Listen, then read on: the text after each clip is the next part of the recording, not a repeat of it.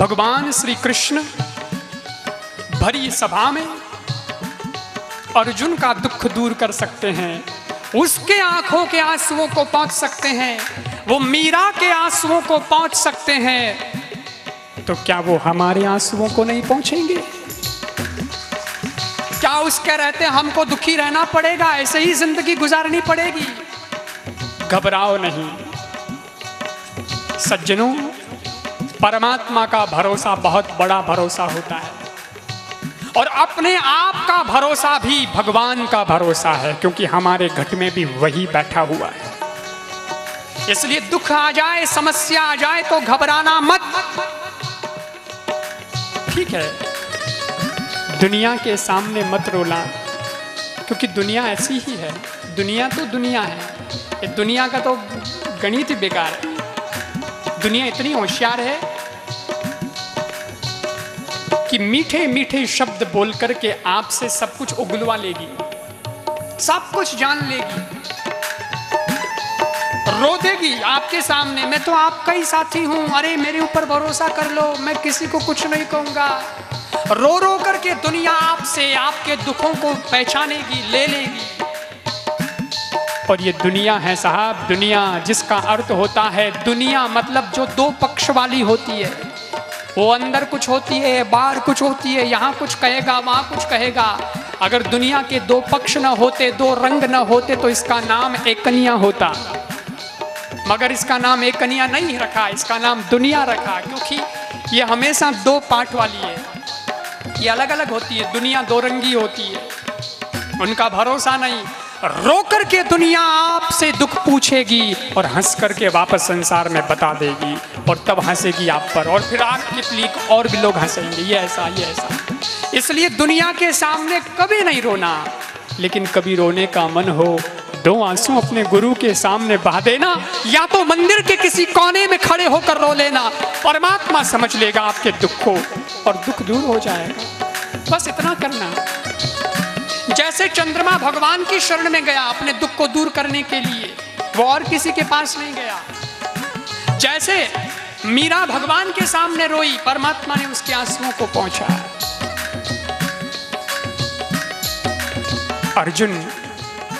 अर्जुन भी तो कितना फ्रस्ट्रेट हो गया था, निराश हताश हो गया था।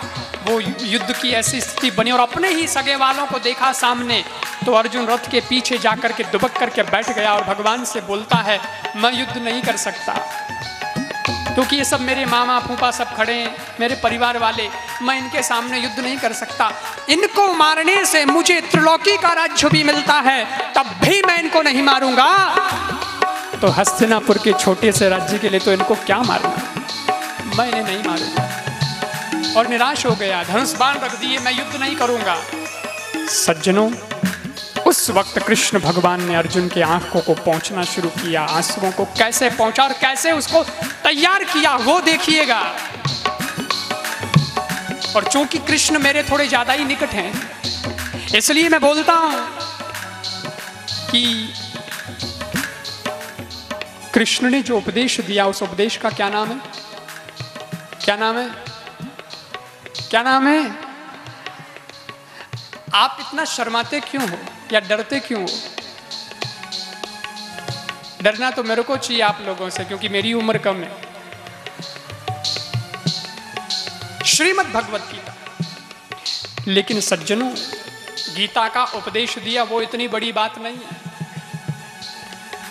क्योंकि इतना ऊंचा स्टेज बना हो, दो दो गद्दे लगे हो, साउंड सिस्टम बहुत बढ़िया लगा हो, इतनी व्यवस्था बढ़िया हो, और आप जैसे सुधी श्रोता हमारे सामने बैठे हों, बिल्कुल शांत चित्त से सुनने वाले, तो 3 घंटे तो क्या 30 घंटे भी लगातार बोला जा सकता है, कोई तकलीफ नहीं।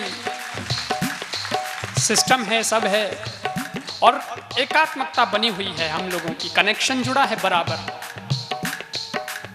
लेकिन न गद्दे हैं, न माइक है, न कोई व्यवस्था है, न कोई वहां शांत चित्त सुनने की वैसी स्थिति है। दोनों ओर सेना ही खड़ी हो, धनुष बाण है, तर्कस में तीर हैं, हाथों में तलवार हैं, भाले हैं और सब उग्र हो रखे हैं, सबका खून खोल रहा है, आंखें लाल लाल हो रखी है और पता नहीं कौन सा तीर किसके धनुष से निकलेगा और किसकी छाती को चीरकर दूसरी पार निकल जाएगा और कब किसका प्राणांत हो जाएगा कुछ भी पता नहीं है। सब अनिश्चित, मालूम नहीं अगले घड़ी अगले क्षण क्या होने वाला है। घोड़े हिनहिना रहे हो, हाथी चिंगाड़ रहे हो और वो सब भी उग्र बने हुए हो, योद्धाओं की भुजाएं फड़क रही हो। ऐसी स्थिति के अंदर निराश अर्जुन को गीता का उपदेश देकर के उसके आंखों के आंसुओं को पोंछ लेना और उसे आशावादी बना करके सफलता दिला देना और गीता का उपदेश दे देना सिवाय कृष्ण के और किसी के बस की बात नहीं। वो है भगवान, वो है कृष्ण जो निराशा से आपको बाहर निकाल सकते हैं। इसलिए कभी निराश मत होना। इस दुनिया में कोई आपका साथ छोड़ दे तो छोड़ दे, लेकिन अपने अंदर एक विश्वास की ज्योत जगाए रखना, क्योंकि दीपक एक भी अगर जल रहा है तब भी हम अंधेरे को मिटा सकते हैं, अंधेरे को आने से मना किया जा सकता है। और जलता हुआ दीपक, कभी मेरे मन में विचार आया था और मैंने उसको नोट किया था, आज मुझे आप लोगों के सामने कहने का अवसर मिल रहा है तो मैं कह देता हूँ। बिल्कुल प्रैक्टिकल बात है कि दीपक बहुत सारे लगाए जाते हैं दीपावली पे, कितना अच्छा लगता है।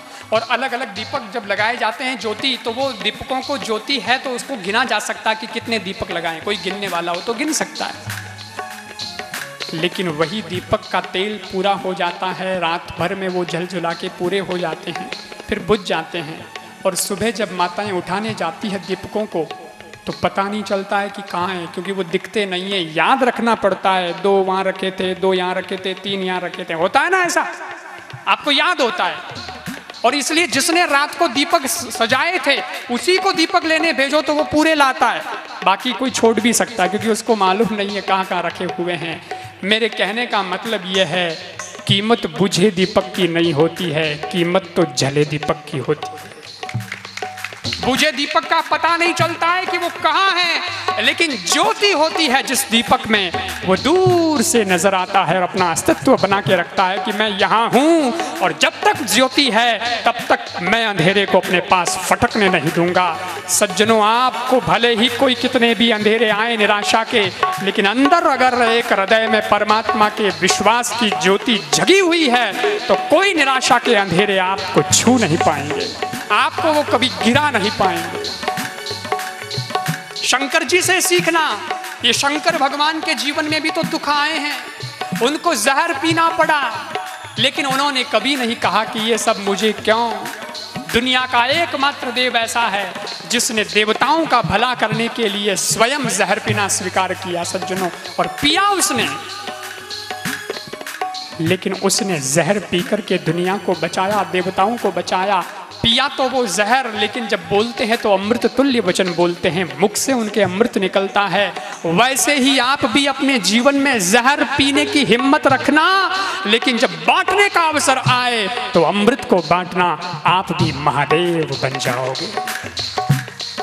ये सिद्धांत है दुनिया का।